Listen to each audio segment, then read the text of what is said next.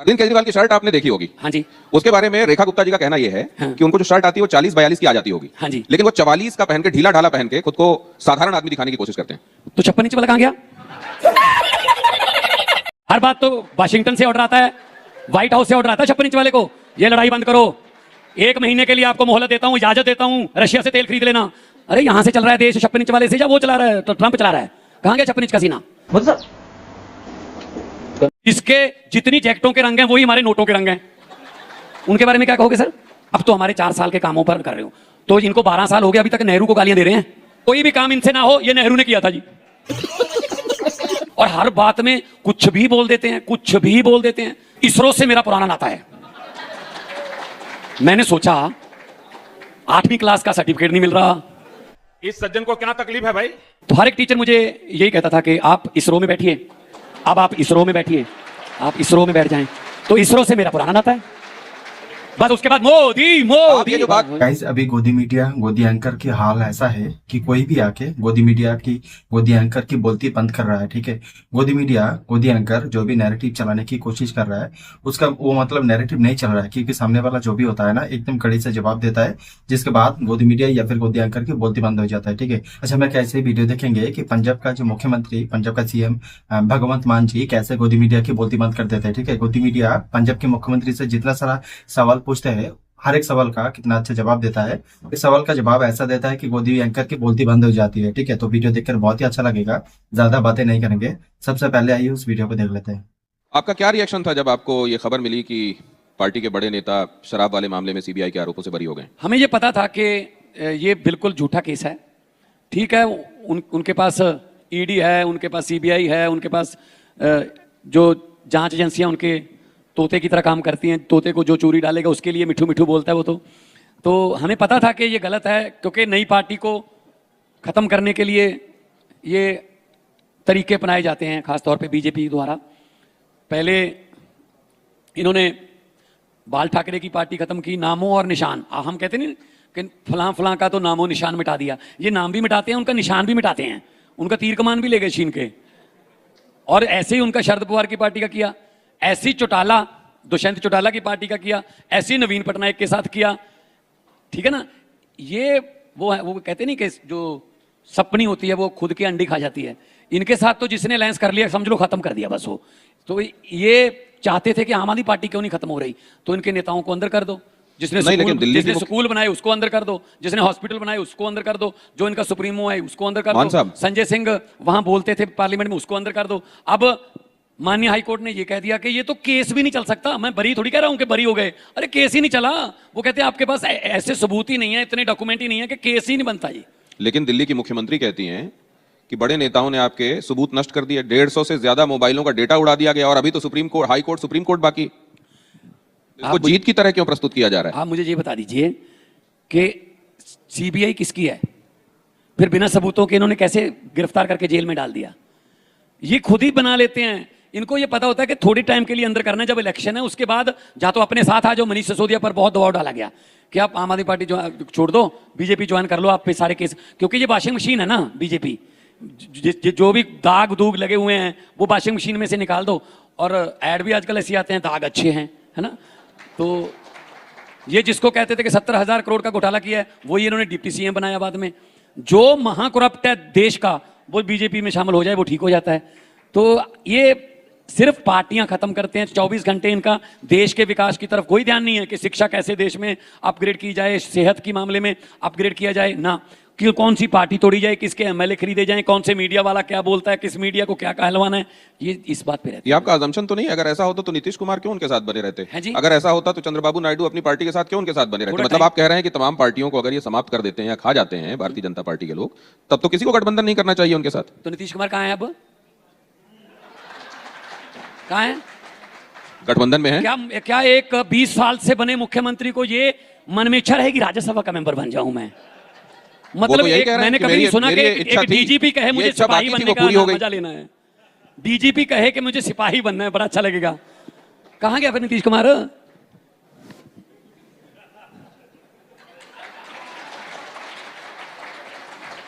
रेखा गुप्ता ये भी कहती हैं कि 44 नंबर की शर्ट पहन लेते हैं अरविंद केजरीवाल साधारण दिखने के लिए। है जी, शर्ट जो उनको आती है कम साइज की आती है, 40-42 की शर्ट आ जाती है, लेकिन 44 की पहन के वो साधारण दिखने की कोशिश करते हैं।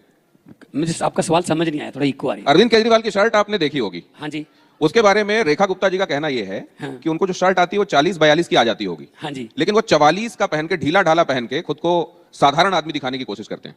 तो 56 इंच वाला कहां गया? हर बात तो वाशिंगटन से ऑर्डर आता है, व्हाइट हाउस से ऑर्डर आता है 56 इंच वाले को, ये लड़ाई बंद करो, 1 महीने के लिए आपको मोहलत देता हूं, इजाजत देता हूं, रशिया से तेल खरीद लेना। अरे यहां से चल रहा है देश 56 इंच वाले से, या वो चला रहा है, तो ट्रंप चला रहा है? कहां गया 56 इंच का सीना? तो 40-42 तो आ गए होंगे, उनको 44 भी आ गए होंगे, कपड़े नॉर्मल कपड़े पहनते हैं, लेकिन जो एक बार सूट पहनकर दोबारा उसको पहनते ही नहीं, जिसके जितनी जैकेटों के रंग हैं वही हमारे नोटों के रंग हैं, उनके बारे में क्या कहोगे सर? जिनका एक सूट 10 लाख का बिकता है, जहां नमो नमो लिखा होता है, नरेंद्र मोदी, तो उनके बारे में रेखा गुप्ता जी का क्या कहना है? और रेखा गुप्ता जी ने एक नया तरीका, वो में मैंने सुना बड़ा अच्छा तरीका निकाला है कि हमारे हर रोज मंत्री जाएंगे कूड़े के पहाड़ के पास, उठाएंगे नहीं उनको, ये बोलेंगे तूने जाना होगा। अगर दिल्ली के लोग कहने लगे रेखा जी तुमको भी जाना होगा, तो फिर क्या करोगे? लोगों की चलती है इस डेमोक्रेसी में, मंत्रियों की कूड़े का पहाड़ नहीं सुनेगा, लेकिन अगर लोगों ने सुन ली ना कि पहले इसी को जाना होगा, फिर मुश्किल हो जाएगा सर। वो तो कह रही हैं कि हम तो कूड़े का पहाड़ हटा के मानेंगे, यमुना को साफ करके मानेंगे, जो अरविंद केजरीवाल नहीं कर पाए वो हम करके दिखाएंगे। अरविंद केजरीवाल ने मोहल्ला क्लिनिक बनाए थे, सभी मोहल्ला क्लिनिक बंद कर दिए। अरविंद केजरीवाल ने सरकारी स्कूलों को अच्छा किया, अभी प्राइवेट स्कूलों की मनमर्जी चलने लगी है। अरविंद केजरीवाल ने झुग्गी झोपड़ियों वालों को इतनी फैसिलिटियां दी, अब कहते हैं झुग्गी झोपड़ियां हटा देंगे, तो सारी जितनी फैसिलिटियां दे रहे थे उनको बोलते, बिजली के बिल भी आने लगे, उनको ये फ्री भी बोलते हैं।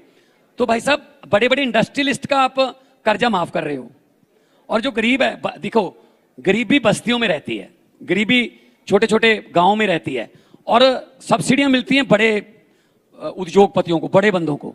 दिवाली वाले दिन भी दिहाड़ी पे जाता है, काम करने के लिए जाता है, उनके भी तो तुम ही प्रधानमंत्री हो। उनको तो कहते हैं आप पकौड़े तलो, आप अगर छोटा सा काम करते हो, ये भी बड़ी नाली की गैस से चाय बनाओ। अब कह रहे हैं कि लंबा चलेगा ये युद्ध, ये जो ये ईरान का और इजराइल का और अमेरिका का पंगा है ना, प्रधानमंत्री साहब कह रहे हैं ये लंबा चलेगा। बोला था ना, आज ही बोला है कि अपने आत्मनिर्भर बनो। मतलब आत्मनिर्भर कैसे बने? गाड़ी को धक्का लगाना सीखें। कहते गाड़ी खुद चलाओ, मैंने कहा ड्राइवर भी चलाएगा तेल के बिना तो वो भी नहीं चला पाएगा। प्रधानमंत्री ने कहा कि सबके साथ की जरूरत इस समय भी है, वैसे ही जैसे आपदा के उस वक्त में सबने साथ मिलकर उस समय की आपदा को पार किया, एक बार फिर पार करेंगे। लेकिन एक बात मैं आपसे पूछना चाहता हूं कि आपका जो स्कूल का मॉडल आपने बताया, पंजाब के स्कूलों की भी आप तारीफ करते हैं, और देखने को भी ये मिल रहा है कि वहां से बड़े मेधावी बच्चे निकल रहे हैं पंजाब के सरकारी स्कूलों से। वहां के बच्चे नीट भी क्वालिफाई कर रहे हैं, सरकारी स्कूलों के बच्चे। इतने अच्छे स्कूलों में आम आदमी पार्टी के विधायक अगर देखा जाए तो केवल एक विधायक ऐसे हैं जिनका बच्चा वहां पढ़ रहा है। इतनी बढ़िया सुविधाओं से आम आदमी पार्टी के विधायक क्यों वंचित रह रहे हैं? हमने कब कहा जी कि प्राइवेट स्कूलों को बंद कर दो, इसमें बच्चे ना पढ़ाओ? हमने ये कहा कि सरकारी स्कूलों की एजुकेशन का लेवल प्राइवेट के बराबर कर देंगे, आपकी मर्जी होगी, इट्स अप टू यू कि आपने बच्चा सरकारी में पढ़ाना है या प्राइवेट में पढ़ाना है, पढ़ाई का लेवल एक ही होगा। हाँ, उधर फीस लगेगी, इधर फीस भी नहीं लगेगी, बाकी उनकी मर्जी है सर। हमने कब कहा कि बंद कर दो? हमने कब कहा प्राइवेट बसों में मत चढ़ो? हम सरकारी बसों को प्राइवेट बसों के बराबर उतनी ही सुंदर वो होंगी। हम हर सरकारी चीज से डरते हैं सर, जिस चीज के ना सामने सरकारी लग जाए ना, हमारा शक होने लगता है, क्योंकि इतना 70-80 साल में यही इन्होंने हमें इमेज बना के दिया देश का। सरकारी अस्पताल में हम इलाज नहीं करवाना चाहते, सरकारी बस में हम चढ़ना नहीं चाहते, सरकारी कॉलेज में हम पढ़ना नहीं चाहते, ठीक है। हाँ, सरकारी नौकरी जरूर लेना चाहते हैं, वो सरकारी हो जाए, क्योंकि वो आगे तक वो पेंशन आगे माँ को बाप को आगे मिलती रहती है पेंशन, वो सेफ्टी है। तो इसीलिए मैं कह रहा हूं, हम ये नहीं कह रहे कि प्राइवेट सेक्टर को बंद कर देंगे, लेकिन उस लेवल की पढ़ाई हो। सरकारी स्कूलों के बच्चे भी नीट का पेपर क्लियर करें, जेई मेन, जेई एडवांस का पेपर क्लियर करें और आगे बढ़ें। अगर वहां पढ़ाना है वहां पढ़ा लो, यहां पढ़ाना है यहां पढ़ा लो। जुड़ा हुआ मेरा सवाल यह है कि क्या आपके इन तमाम प्रयासों के बावजूद और सरकारी स्कूलों को इतना बढ़िया स्तर का बना देने के बावजूद लोगों के अंदर यह परसेप्शन अभी हट नहीं रहा है कि नहीं, पंजाब में परसेंटेज, जो पंजाब में सरकारी स्कूलों में, सरकारी कॉलेजों में, यूनिवर्सिटियों में जो एडमिशन का परसेंटेज है वो 34-35% रह गया था, आज 100% से ऊपर जा रहा है। अब हमें सिफारिश आ रही है कि वहाँ सरकारी स्कूल में, स्कूल ऑफ एमिनेंस में हमें दाखिला दिलवा दो। ये 4 साल में किया है सर। 1 मिनट, ये याद रखना, 4 साल हुए हैं सिर्फ हमें आए हुए, इससे पहले वालों के 76 साल खराब करने में लगे हैं। एक अपने तश्मे वाला बूट होगा किसी के पास, शू होगा, उसको 2 दिन ना खोले ना उसकी गांठ को, तो तीसरे दिन जा तो चाकू की नोक से या कोई तीखी चीज डाल के उसको खोलना पड़ता है जो गांठ हो जाती ना। हमारे को 76 साल पुरानी शू मिले हैं, अब उनको थोड़ा टाइम तो लगेगा ना। ये महत्वपूर्ण बात कह रहे हैं मान साहब, और इसीलिए शायद उन्होंने फीते वाले जूते पहनना बंद कर दिए हैं। नहीं बात ये है। अब लेकिन एक मिनट, आप इधर कह रहे हैं कि मेरे को 4 साल देखे हुए हैं केवल, वो 76 साल की बात। आप तो हमारे 4 साल के कामों पर कर रहे हो, तो इनको 12 साल हो गए, अभी तक नेहरू को गालियां दे रहे हैं। कोई भी काम इनसे ना हो, ये नेहरू ने किया था जी, भाई वो चले गए, अब 12 साल तो तुम्हें ही हो गए ना। इससे पहले 12 साल आप गुजरात में लगा के आए हो, 24 साल तो सिर्फ सत्ता में अकेले मोदी जी को हो गए, और हर बात में कुछ भी बोल देते हैं, कुछ भी बोल देते हैं।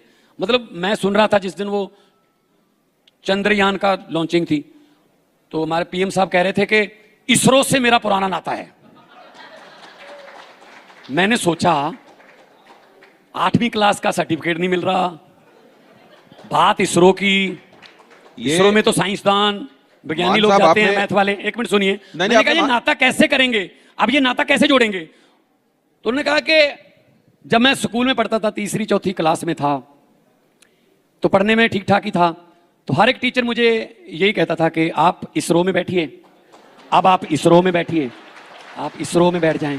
तो इसरो से मेरा पुराना नाता है, बस उसके बाद मोदी मोदी। आप ये जो बात कह रहे हैं कि कब पीछे वाली सरकारों को दोष देना बंद करना चाहिए, इसका यार्डस्टिक आपने क्या तय किया है? नंबर 1। नंबर 2, अभी दिल्ली में आपने लगातार काम किया, आपको लगातार मौके मिले, लेकिन दिल्ली की मुख्यमंत्री ये कह रही हैं कि हमको तो बड़ी खस्ताहाल दिल्ली मिली है, हमको बहुत मेहनत करनी पड़ रही है। नहीं, ये वही है ना, मैं ये कह रहा हूं कि अगर 4 साल किसी को मिले हैं, उससे पहले 70 साल किसी और के थे, तो उनको यहाँ तो आम आदमी पार्टी को दिल्ली में लंबा मौका दिया। 12 साल तो प्रधानमंत्री जी को हो गए ना दिल्ली पे राज करते हुए। इससे पहले केजरीवाल की दिल्ली थोड़ी थी वो, ना पुलिस थी उनके पास, ना कोई महकमे में काम करने देते थे, वो दिल्ली भी बीजेपी की थी। नाम के आप खुद ही कहते थे बीजेपी वाले, ये तो नाम का ही मुख्यमंत्री चलती तो हमारी है। तो मतलब उस समय खस्ताहाल किसने की थी फिर? तो उस समय के आप टेन्योर में काम भी गिना देते हैं, और फिर ये भी कहते हैं वो काम है जो इतने संकट के बावजूद भी कर दिए। हमारी अब ये जब आप पंजाब में सरकार चला रहे हैं, काम पे शक कर लो, किसी और पे शक कर लें, हमारी नीयत पे शक नहीं कर सकते। नीयत हमारी अच्छी है। आम आदमी पार्टी, हम लोग क्या कोई पॉलिटिशियन बनने आए थे? मैं तो बहुत फेमस आर्टिस्ट था, मैं तो लफ्ट चैलेंज में था, बॉलीवुड में भी चले गए थे, मैं तो पंजाबी में तो बहुत पहले 17 साल का था जब भगवंत मान बन गया था। आप जनसेवा के लिए आए, मुझे क्या जरूरत थी यहाँ पे आने की? नहीं, महत्वपूर्ण बात आप कह रहे हैं। एक बात मैं ये भी जानना चाहता हूं कि लोग ये कहते हैं कि मुख्यमंत्री तो मान साहब हैं, लेकिन सुपर मुख्यमंत्री अरविंद केजरीवाल हैं पंजाब के। पंजाब में तो राजस्थान में कौन मुख्यमंत्री है? मध्य प्रदेश में कौन है? शिवराज चौहान के नाम पे वोट मांगे, उनको इधर ले आए। मुझे यही नहीं पता कि मुख्यमंत्री कौन है। आपको भी नहीं पता होगा मुख्यमंत्री कौन है?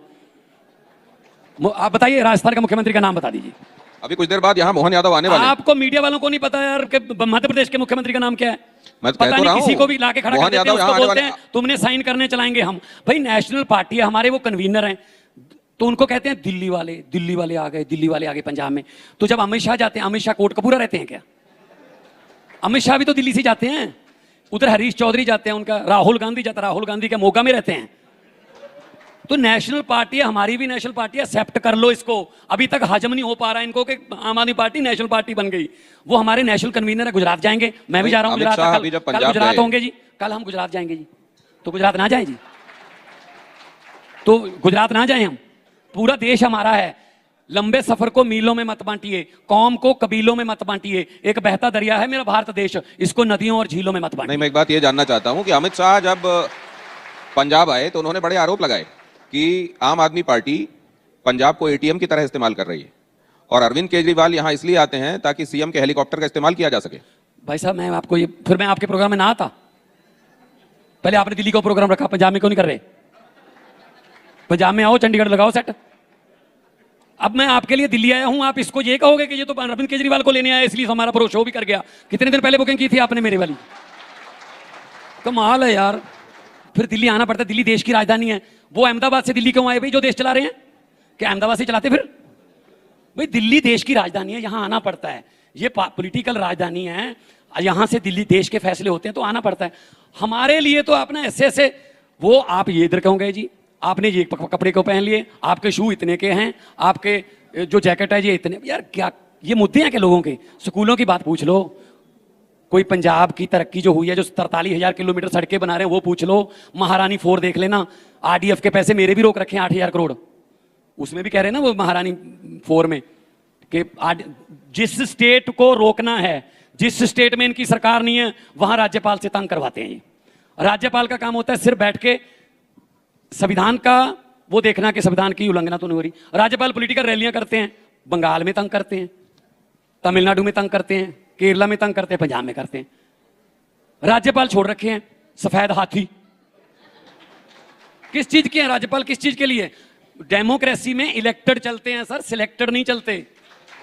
क्या ऐसा लगता है आपको कि ये सिलेक्टेड राज्यपाल को सुबह 4 बजे उठा के कहते हैं तू एक बार ओथ करवा दे, बाकी बंदे हम बाद में पूरे कर लेंगे। महाराष्ट्र में किया नहीं था ऐसा? 4 बजे कोई ओथ होती है सर? और पार्लियामेंट का उद्घाटन होता है, पार्लियामेंट की हेड जो है वो राष्ट्रपति है, राष्ट्रपति को बुलाया ही नहीं, क्योंकि अगर राष्ट्रपति आएगी तो प्रधानमंत्री नहीं बोल पाएंगे, चीफ गेस्ट राष्ट्रपति होगी, राष्ट्रपति को बुलाया ही नहीं। और जो जहाज जिसमें जाते हैं मोदी जी, उसमें कभी विदेश मंत्री गए हैं? जयशंकर जी विदेश मंत्री हैं, वो सिर्फ एयरपोर्ट पे छोड़ने जाते हैं, फिर एयरपोर्ट पे लेने जाते हैं, खुद ही जाते हैं, अकेले जाते हैं। तो दिल्ली के संदर्भ में आपकी टिप्पणियां बहुत है मान है साहब, जी। मतलब निगाह दिल्ली पे है आपकी। है जी, दिल्ली के संदर्भ में जो मैं टिप्पणियां देख रहा हूं, निगाह आपकी पंजाब में रहते हुए दिल्ली की तरफ है। पूरे देश की निगाह दिल्ली की तरफ है। क्यों हमारी आंखों में काला मोतिया उतरा गए? गाइस ये था वीडियो आपको कैसा लगा कमेंट करके जरूर बताना। आपने वीडियो में देखा कि भगवंत मान जी कैसे गोदी मीडिया की, गोदी एंकर की कैसे बोलती बंद कर दिया, ठीक है।